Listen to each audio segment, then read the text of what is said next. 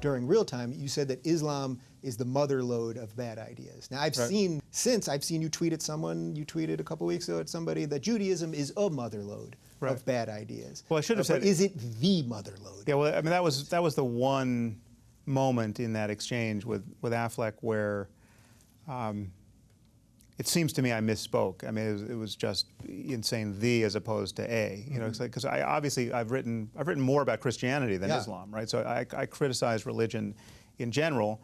I think faith-based religion is the mother lode of bad ideas. I mean, faith-based thinking, this idea that somehow you're wanting something to be true, is a good surrogate for evidence that it is true, right? And a way in which you can embrace self-deception and deception of others as a legitimate principle.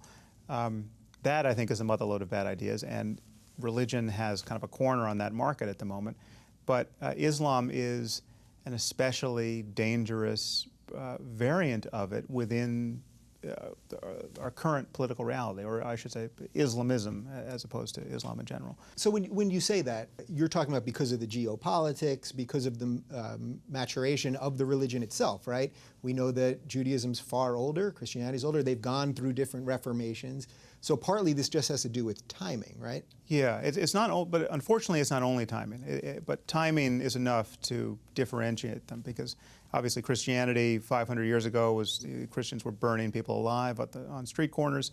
And by the way, you've written a ton about that. Oh yeah. This isn't just something you're saying to me right now. No, I've written more about that. Yeah. You know, I've wrote a whole book just on Christianity. I haven't done that with Islam, except this newest book that I wrote with Majid Nawaz. So, you know, there are historical differences between Islam and Christianity and other religions, and there are unfortunately theological differences that make Islam a harder doctrine to modify. But it's just as a sheer matter of history, Islam has not had a reformation, an enlightenment. I mean, it hasn't been modulated by modernity in the same way. And you're talking about, for the most part, people who have been intellectually isolated to a degree that should be unheard of, but is still quite common in the 21st century.